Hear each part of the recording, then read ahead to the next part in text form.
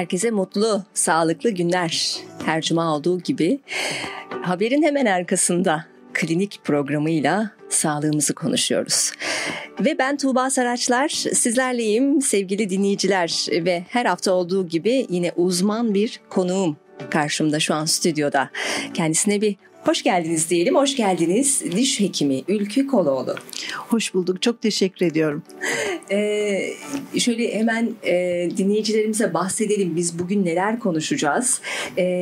Diş derken insanların aslında en çok korktuğu konulardan biridir. Evet, o diş koltuğu. Evet. O fobiyi eminim ki ben bu programdan sonra bir nebze de olsun azaltacağız. Tabii. Ve size koşa koşa geleceklerdir eminim. Tabii. Biz bu hafta neyi konuşacağız? Hemen söyleyelim. Belki pek çok insanın müzdarip olduğu bir konudur. Horlama. Hani kimse kabul etmez. Ben horlamam der ama aslında horluyordur. Evet. Horlamanın diş hekimliğindeki yeri ve tedavisi. Diş sıkma, yani sizin aslında tıbbi olarak söylenen bruksizm ve tedavisi ve dijital gülüş tasarımı. Artık her şey dijital hayatımızda. Ve her şey aslında çok kolay. Yeter ki biz karar verelim ve sizin kapınızı çalalım. Öyle değil mi? Evet, öyle gerçekten. Çok teşekkür ediyorum öncelikle zaman ayırdığınız için. Ben teşekkür ederim davetiniz için, sağ olun. Aslında herkesin kabul edemediği bazı şeyler vardır. Aslında fark ettiği andan itibaren uzmanların kapısı çalınmalı. Çalınmalı ama nasıl çalınmalı? Mesela bizim konuşacağımız konular arasında diş sıkma. Eğer bu konuya girecek olursak bruksizm ve tedavisi nedir? Sözü size bırakıyorum. Tamam, arada ben gireceğim hemen numarayı bulur bulmaz. Tamam. Şimdi pandemi lafına çok alıştık son 2 yıldır. Ama asıl pandemi bence diş sıkma. Evet. Yani toplumda çok yaygın bir şekilde neredeyse herkeste diş sıkma var. Tabii ki bunun belli başlı nedenleri arasında hız çağında yaşıyor olmamız önemli. Yani her an sanki bir tehdit var hayatımızda. Bir koşturma içerisindeyiz ve o tehdit nedeniyle sürekli alarm halinde vücut. Bu nedenle bu stres nedeniyle diş sıkabiliyoruz. Ayrıca bu dijital dünya ile fazla haşır neşir olma durumumuz. Özellikle gün boyu ekran karşısında olmak, akşam da gece de gene neredeyse cep telefonuyla uyuyor olmak, oradan gelen ışığın vücudumuzu uyarıyor olması, yani oradan gelen ışık bir gün ışığı ve dolayısıyla vücut uyku moduna geçemiyor. Buna bağlı olarak melatonin salgısı aksayabiliyor. Dolayısıyla güneş battıktan sonra uyku moduna geçmesi gereken vücudumuz geçemediği için gene bir uyarılmaya bağlı olarak diş sıkma gerçekleşebiliyor. Ayrıca yanlış yapılmış, eskimiş dolgular, işte protezler, kapanış bozuklukları diş sıkmaya neden olabiliyor. Saat 5'ten sonra alınan çay, kahve gene aşırı derecede vücudun uyarılmasına neden oluyor. Buna bağlı olarak diş sıkma meydana gelebiliyor. Hiç aklıma gelmemişti böylesi. Evet. Aslında en büyük keyfimizdir çay, kahve ama. Yani 5'ten sonra kesinlikle tavsiye etmiyoruz. Çünkü uyarıcı sonuçta. Oysa 5'ten sonra artık vücudun uykuya hazırlanması lazım. Yavaş yavaş, saat uykuya hazırlanması lazım. O nedenle çok fazla tüketilen, saat 5'ten sonra çok fazla tüketilen çay, kahve gene diş sıkma nedenlerinden. Gece geç yatmak. Yani o uykuya geçiş saatini, yani 11'den sonra ayakta kalmak gene vücudumuzun salgılaması gereken uyku hormonunu salgılama fırsatını kaçırmış oluyor. Aşırı beyaz ışıkta kalmak akşamları, gene o gün ışığı uykuya geçişi zorluyor. Bu nedenlerle biz REM uykusuna geçemiyoruz. Derin uykuya geçemiyoruz. Derin uykuya geçememe nedeniyle de vücut sürekli kasılma halinde. Yani REM uykusu demek aslında koma hali demek. Diş sıkmak demek o koma haline geçemiyor olmak demek.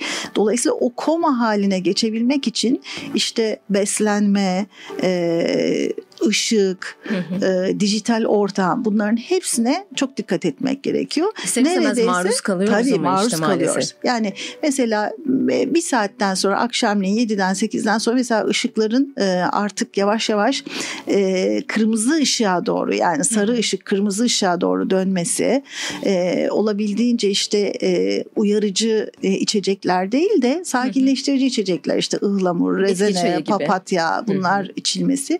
Yani aslında her şey gibi uyku da bir hazırlık istiyor. Yani saat 5'ten itibaren yavaş yavaş uyuyacağım.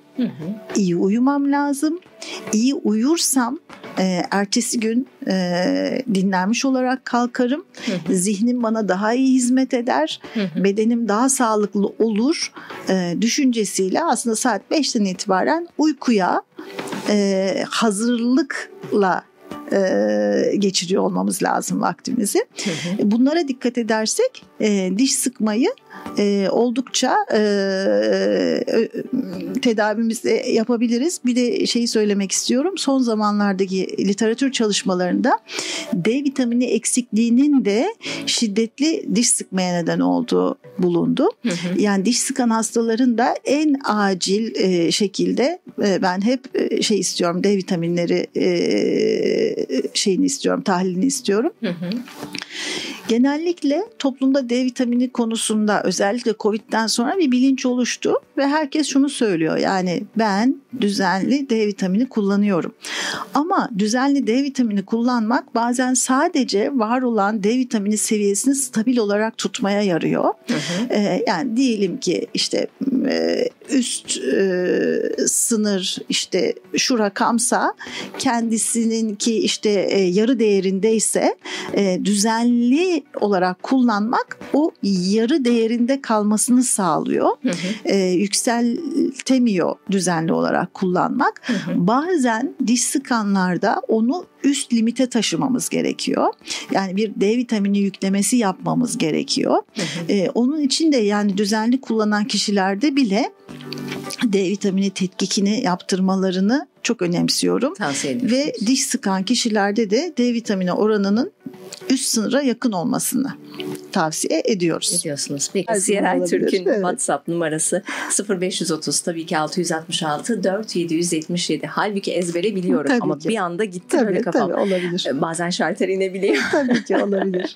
Hani konular çok hassas olunca diş sıkma falan insan o psikolojiye girebiliyor. Evet, bir kez daha hatırlatalım. Diş hekimi karşısında olmak da neden olmuş olabilir belki. Evet, fobi dedim ya ben. Çünkü gerçekten ben de diş nasıl diyeyim, diş hastanesinden, diş doktorundan ve diş koltuğundan korkan bir insanım maalesef. Galiba bu korkudan dolayı. 0530 666 4777 WhatsApp hattımız. Diş sağlığını konuşuyoruz. Diş sıkmasından bahsettik ve bunun peki tedavisi nedir? Bu arada evet, mesela bir dinleyicimiz sormuş, dişlerimi sürekli sıkıyorum, işte galiba botoks vesaire tedavisi de yaptırmış ama hala sıkmaya devam ediyorum demiş. Ne yapabilirim?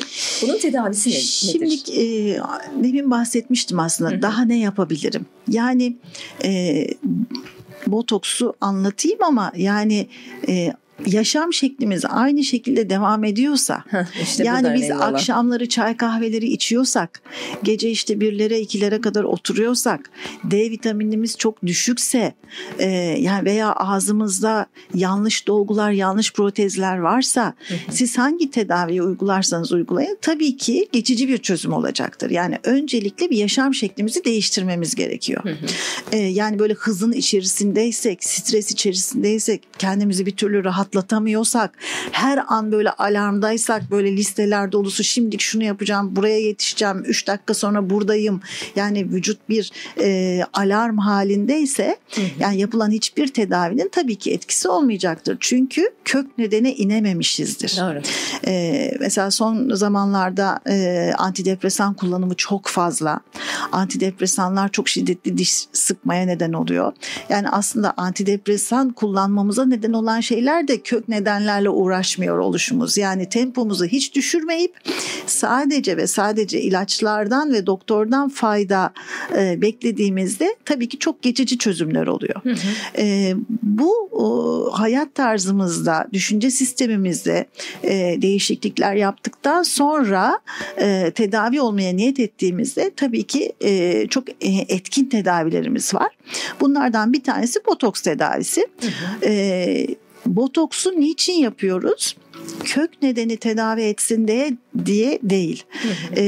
Dişlerimizi aşırı sıkıyor olmak nedeniyle vücudumuzdaki en kuvvetli kas olan, üçüncü kuvvetli kas olan, yüzümüzdeki en kuvvetli kas, vücudumuzdaki üçüncü en kuvvetli kas olan masseter kası aşırı derecede kuvvetleniyor ve büyüyor. Yani ben hep şöyle örnek veriyorum. Yüzüyorsunuz. Sürekli yüzüyorsunuz. 3 ay yüzdünüz. Nasıl sırt adaleleriniz kuvvetlenir ve şekli değişir sırtınızın. Tabii. Aynı şekilde diş sıkmakla beraber de bu masseter kası çok aşırı derecede büyüyor. Hatta böyle çok maskülen, çok erkeksi bir yüz ifadesine sahip oluyor. Özellikle bu kadınlarda bir dezavantaj oluşturuyor. Evet. Dolayısıyla sıkmamaya çalışsak da, sıkmasak da aşırı derecede kuvvetlenmiş olan kas hiç çiğneme kuvveti göstermememiz gereken, yani diyelim ki bir pilav yerken bile çok aşırı derecede kuvvetle kasılıyor.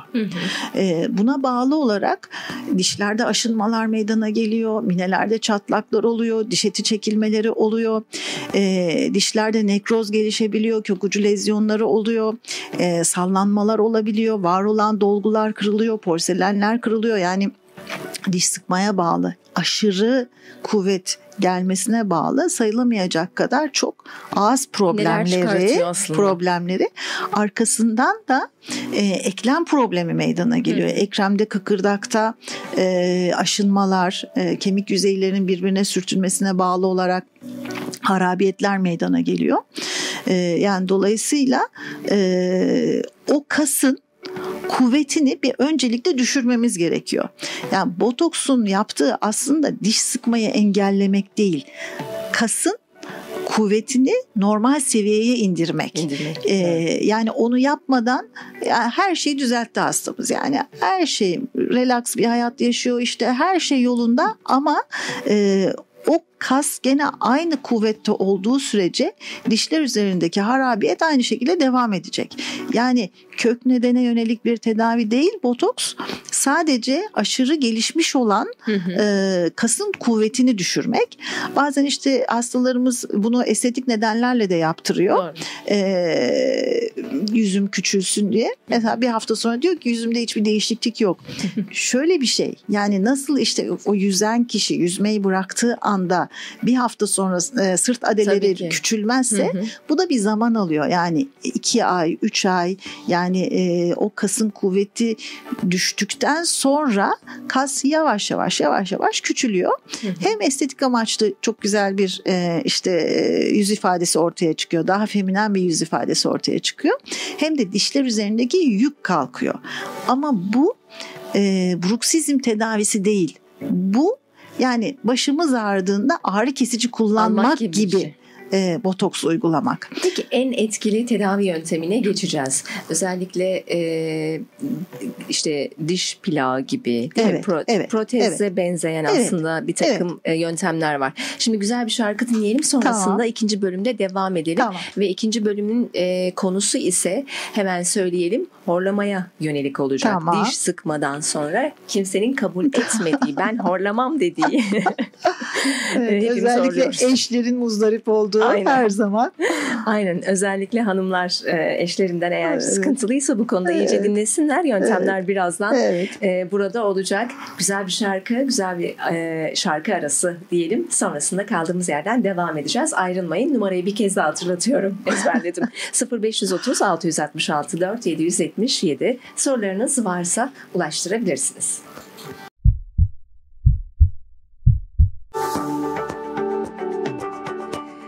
Evet, güzel bir şarkı dinledik. Şarkı Ben Bilirim diyor. Hep deriz ben bilirim. Aslında biz çok şeyi bilmiyoruz. Uzmanlarımıza sormaya devam etmemiz gerekiyor. Evet, az önce diş sıkmadan bahsettik. İlk konumuz buydu. Tedavisine yönelik konuşmamız yarım kalmıştı. Bu bölümde devam edebiliriz. Neler yapmalıyız? Yani daha hani kısa vadede değil de uzun vadede bu sıkıntımızı rahatlatmak adına ne gibi önerileriniz olur ki teknoloji bu alanda da gerçekten imdadımıza yetişiyor. Özellikle diş sağlığı konusunda ilerleyen teknoloji hem sizi rahatlatıyor hem hastaları konfor alanını genişletmiş oluyor. Ve bunları da yakından takip ediyorum. Evet, buyurun, söz sizin. Teşekkür ederim. Yaşam şeklimizi değiştirmekten bahsettik. D vitaminimizi düzenlemekten bahsettik. Ağızda buna neden olabilecek bir etken var mı? Yanlış bir kapanış var mı? Bundan bahsettik. Bunları düzeltmemize rağmen hala diş sıkma varsa o zaman gece plağı yapıyoruz. Yani öncelikle kasın kuvvetini düşürmek için botoks uygulaması yapıyoruz. Arkadan da gece plağı uygulaması yapıyoruz. Gece plağında oklüzyonu, yani kapanışı, çeneler arasındaki kapanışı birazcık yükselttiğimiz için kaslar aynı kuvveti uygulayamıyor. Yani kas tam olarak kasılamıyor. Kasılamamasına bağlı olarak zaman içerisinde kuvveti düşüyor ve tedavi oluyor, yani sıkmamaya başlıyor. Hem de dişler üzerindeki o sürtünme, aşınma etkisini kaldırmış oluyoruz. Dişlerin birbirinin üzerindeki aşınma etkisini ve eklem üzerindeki yükü kaldırmış oluyoruz böylece. Çok uzun yıllardır kullandığımız bir tedavi yöntemi. Gece plağı uygulaması. Ciddi oranda bir tedavisi var. Tabii. Yani eğer tabii eklemde harabiyet olmuşsa, eklemde tutulmalar başlamışsa o zaman eklem içi enjeksiyon, ondan sonra düzenli antiinflamatuar kullanımı, tutulumlar, eklem tutulması meydana gelebiliyor. Ona bağlı olarak bazı ilaç tedavilerimiz de olabiliyor. Ama onlar akut tedavi. O anda ortaya çıktığında, hastalık ortaya çıktığında, kitlenmeler olduğunda verdiğimiz tedavi. Kronik tedavi ise botoks uygulaması ve gece plağı uygulaması. Eğer diş sıkmayı tedavi etmiyorsak, kendi haline bırakmışsak, işte bu kasın aşırı derecede büyüyor olması nedeniyle horlamanın zeminini de oluşturuyor olabiliyor. Yani tabii ki horlamanın tek nedeni diş sıkmak değil. Tabii ki değil. Tabii. Ama nedenlerinden biri de bu.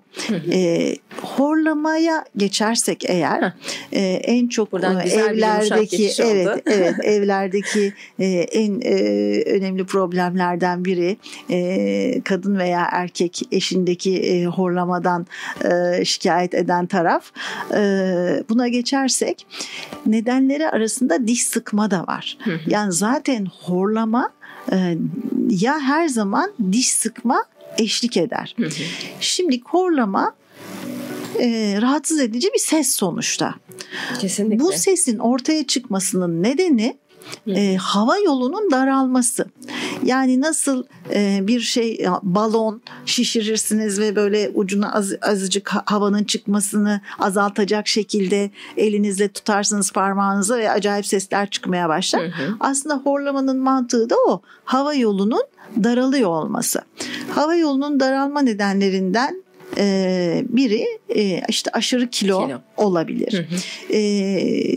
Kilo olmayan kişilerde de horlama olabiliyor. Yer çekimine bağlı bütün dokuların aşağı doğru iniyor olması. Yani yumuşak damağın küçük dil dediğimiz işte oradaki yumuşak dokunun aşağıya doğru sarkması. Dediğim gibi diş sıkmayla beraber bu kasın aşırı derecede büyüyüp ağız ortamına doğru gene hava yoluna tıkıyor olması gibi nedenlerle horlama olabiliyor. Burun tıkanıklığı nedeniyle nedeniyle de olabiliyor tabii ki. Uyku apnesi. Evet, yani burun tıkanıklığı varsa zaten onu biz direkt olarak kulak burun boğaz, yani zaten bu horlama aslında bir ekip işi. Yani ilk önce horlayan kişi, horlama şikayeti olan kişinin bir kulak burun boğaz uzmanına gözükmesi gerekiyor. Yani burnunda bir deviyasyon varsa, bir tıkanıklık varsa mutlaka onu bir hallettirmesi gerekiyor. Veya boğazda aşırı büyümüş işte tonsiller, bademcikler veya başka yumuşak dokular varsa onların alınması gerekiyor. Ama geçmişte çok modaydı. İşte bu yumuşak damağın küçültülmesi gibi çok sık yapılan bir şeydi, operasyondu. Şu anda artık onun çok tavsiye edilmediğini görüyoruz kulak burun boğazcılar tarafından. Çünkü çok kısa bir süre sonra o işe yarayan dokuları aldığınızda tekrar sarkıyor. Yani çok kısa süreli bir çözüm oluşturuyor. O nedenle eğer burun problemi yoksa horlayan hastalarımıza biz horlama apareyi yapıyoruz tedavi olarak. Apne demiyorum. Apne biraz daha ileri bir rahatsızlık. Apne artık horlama esnasında zaman zaman solunumun durması demek. O hastalarımızı, apnesi olan hastalarımızı uyku merkezine gönderiyoruz. Apne eğer teşhis edilmişse onlara pozitif hava basınçlı bir maske tavsiye ediliyor. Onlar bu maskeyi takıyorlar ve yumuşak damağın üzerine sürekli olarak bir hava basıncı üflüyor bu maske. Bu şekilde horlamaları geçiyor. Fakat bu maskeyi kullanmak bazen o kadar kolay olmayabiliyor. Veya seyahatlerde kullanamayabiliyorlar. Evet. Yolculuklarda yanlarında taşıyamayabiliyorlar. Apnesi olan hastalarımıza da biz yedekte yani böyle olağan dışı durumlarda kullanmaları için horlama apareyi yapıyoruz. Apnesi olmayan horlayan hastalara rutin olarak bunu yapıyoruz. Çok da fayda görüyorlar. Bunun mekanizmasını anlatmamı ister misiniz? Nasıl tedavi ediyor? Çok kısa bir şekilde evet tamam. isterim ama şunu merak ediyorum. Horlama evet çok basit gibi görünüyor aslında ama diş sağlığımızı olumsuz şöyle etkileyebiliyor mu? İşte diş çürüğü gibi ya da ileriye yönelik diş sağlığında işte ne bileyim diş etiyle ilgili bir problem, dediğim gibi diş çürüğü bu gibi sıkıntılara yol açıyor mu? Bu bir soru olarak geldi. Bunu soralım. Horlama ya mutlaka diş sıkma eşlik ediyor mutlaka. İkisi bir arada oluyor. Bu nedenle diş eti çekilmeleri, ona bağlı olarak dişin etrafındaki kemik kaybı, dişlerde aşınma, sallanma, eklem hastalıkları, yani neredeyse her şeye neden oluyor. Yani ağızda olabilecek bütün hastalıklara neden olabiliyor horlama. Peki teknik olarak eğer çok kısa bir şekilde bahsedecek olursak ki merak ediyorlardır. Buyurun. Estağfurullah. Bizim yaptığımız aparey alt çeneye ve üst çeneye bir silikon plak yapıyoruz. Daha sonra da alt çeneyi önde konumlandıracak şekilde bu iki silikon plağı birbirine adapte ediyoruz, yapıştırıyoruz. Daha sonra hastamıza işte bu apareyi kullanmasını öneriyoruz. Ağzına taktığında, yani normalde horlayan hastalarımız gündüzleri gayet rahat. Yani horlama mutlaka yattığı zaman ortaya çıkan bir rahatsızlık. Bunun nedeni yattığı zaman dilin ve çenenin geriye kayması. Bizim apareyimiz, yaptığımız aparey çenenin ve dilin geriye kaymasını engellediği için solunum yolunu daima açık tutuyor. Buna bağlı olarak da horlama engellenmiş oluyor. Ayrıca çenenin önde konumlanmasına sebebiyet verdiği için apareyimiz bu çiğneme kasları daha aktif oluyor. Onun aktifliğine bağlı olarak da solunum yolundaki kaslarda da bir aktivasyon gerçekleşiyor. Yani bir nevi hani bir adileye spor yaptırıyormuşsunuz gibi. Yani o gevşemeye gevşemeyle böyle pelte gibi olmasıyla sarkmış olan yumuşak damak sertleşiyor. O peltemsi durum daha sıkılaştığı için horlamayı bir de ayrıca bu şekilde tedavi etmiş oluyor. Evet, bunun da tedavisi var, korkmayın. Evet. Kadınlar ya da erkekler. Evet. Mesela bir dinleyicimiz de ben horlamam ama benim eşim horlar demiş. Evet, eşini göstermiş. Evet. Kimse kabul etmiyor dediğim gibi. Evet. Evet, yine güzel bir şarkı. Sonrasında artık son bölüme geçeceğiz. Tamam. Son bölümde de dediğim gibi teknolojinin en çok aslında yaradığı sektörlerden, alanlardan biri diş hekimliği. Çünkü dijital gülüş tasarımı artık mümkün, çok uzak değil. Her şey hep bizler için aslında ama bunu doğru kullanmak ve doğru ehil kişiler vasıtasıyla aslında yaptırmak gerekli. Şimdi güzel bir şarkı, sonrasında klinik kaldığı yerden devam edecek. Sorularınızı 0530 666 4777 WhatsApp hattımıza göndermeye devam edebilirsiniz.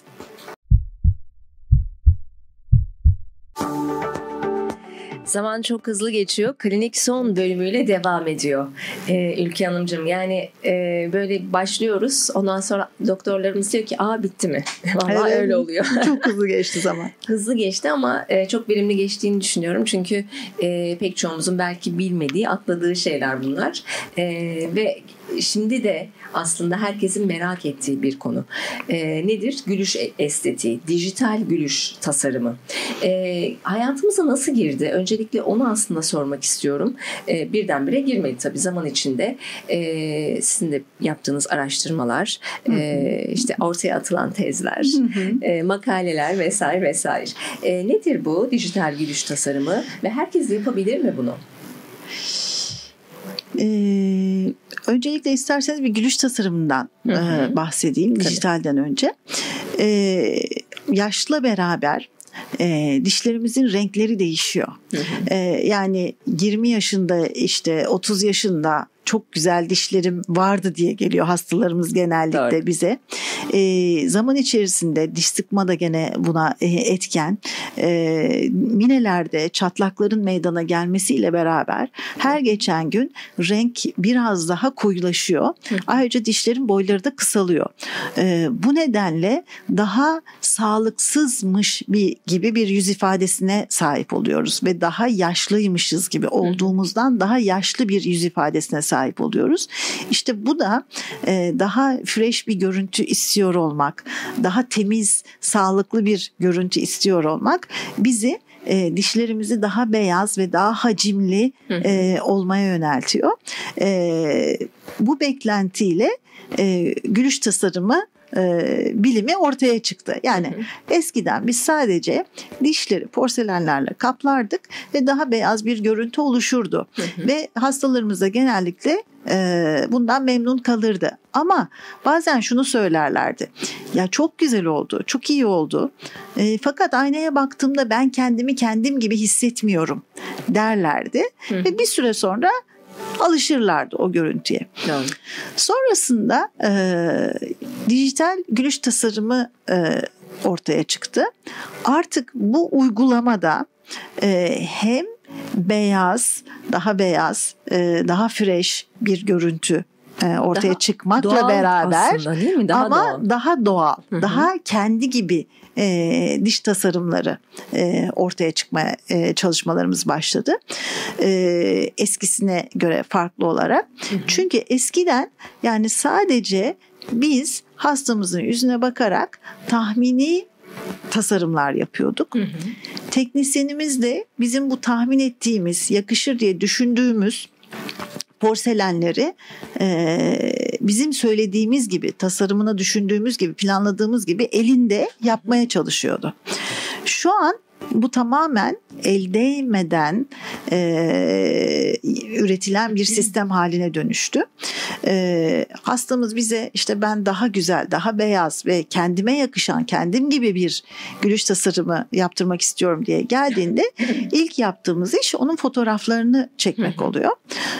Fotoğraflarını çektikten sonra bir dijital kamera ile bütün dişlerini tarıyoruz ve fotoğraflar üzerinde Smile Design programıyla, yani onun yüz hatlarına yakışabilecek en ideal yüz hatlarından esinlenerek yaptığımız bir dijital gülüş tasarımı programıyla çizimlerini yapıyoruz.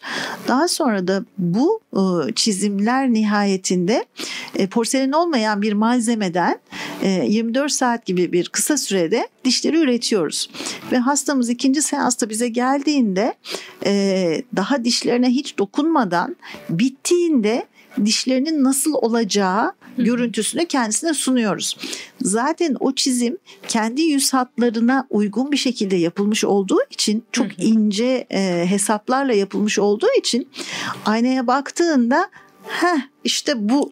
Yani hiçbir zaman biraz daha uzun olsa mıydı, biraz daha kısa olsa mıydı veya daha hacimli, daha küçük olsa mıydı gibi bir şeyle karşılaşmıyoruz. Yani çünkü tam yüzüne giden hesapta dijital ortamda 3D printer'dan üretilmiş oluyor dişler.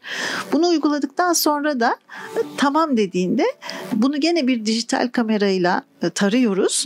Taradıktan sonra bu defa porselenden aynı planlanmış olan, tasarımı yapılmış olan dişler üretiliyor. Yani benim elim değmiyor veya işte teknisyenin eli değmiyor. Yani tamamen dijital ortamda üretildiği için tam yüzüne gidecek formatta çıkıyor porselen dişler. Hem daha kısa sürede, hem yoruma açık değil, hem tam istediği gibi en yakışan şekilde üretilmiş oluyor dişler. Ben hiç unutmuyorum, bir kere işte diş hastanesine gitmiştim. Orada bir tane hasta şunu istiyordu. İşte bir fotoğraf gösterdi. Bir ünlü bir isimdi, hatırlayamadım şimdi. Ben dedi bunun aynısını istiyorum. Böyle gelen hastalar oluyor mu? Öyle gelen hastalar çok oluyor tabii. Ben o zaman şunu söylüyorum. Yani tabii ki olabilir. Yani hep şu örneği veririm her zaman. Yani vitrinde bir elbise beğeniriz. Çok beğeniriz hem de. Doğru.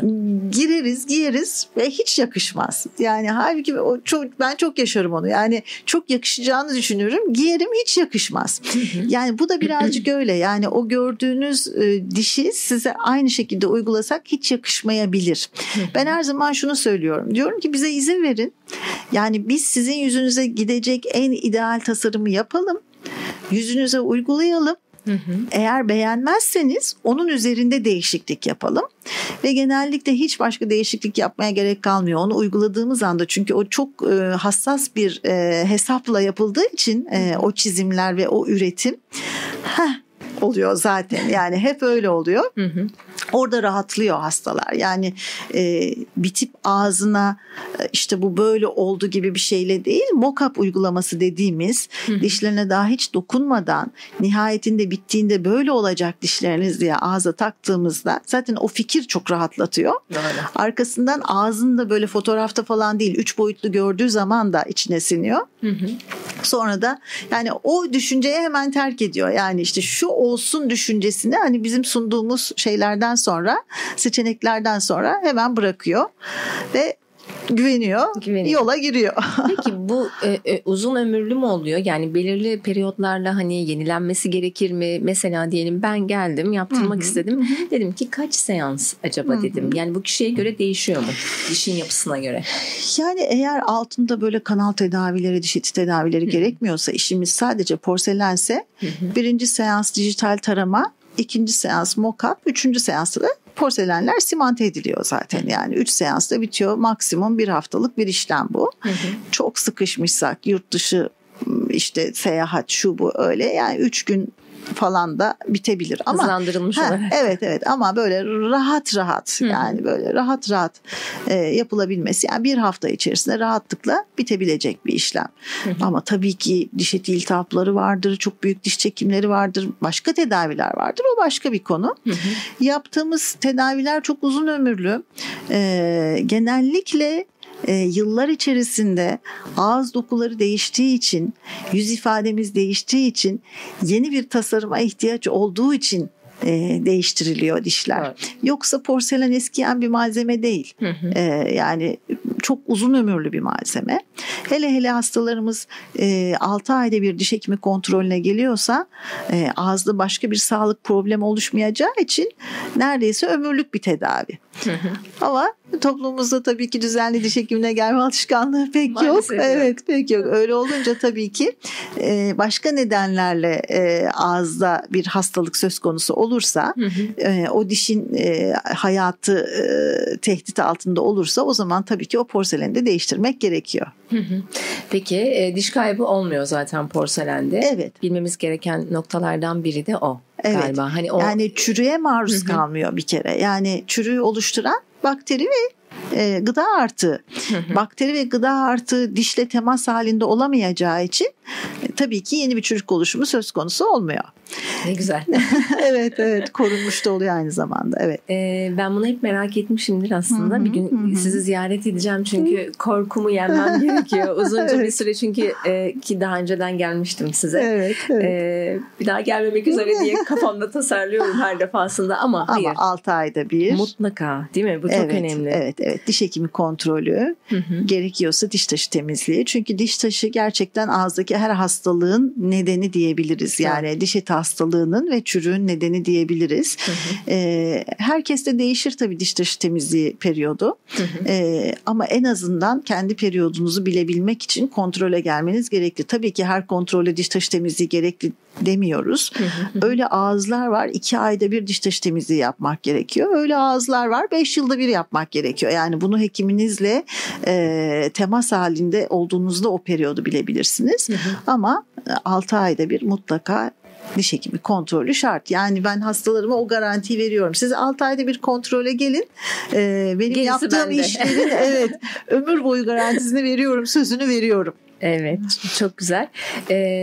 Yani korkmayın. Ben de hep dediğim gibi korkuyorum ama korkunun ecele faydası yok. Evet. Programın başında bu diş fobisi derken numarayı unuttum. Ben bunu hiç unutmayacağım bu arada. Tabii şaka bir yana ama çok güzel aslında konuşulması gereken, insanların çoğu zaman hayatında hani maalesef bu sorunlarla karşılaştığı, çoğu diyorum gerçekten öyle.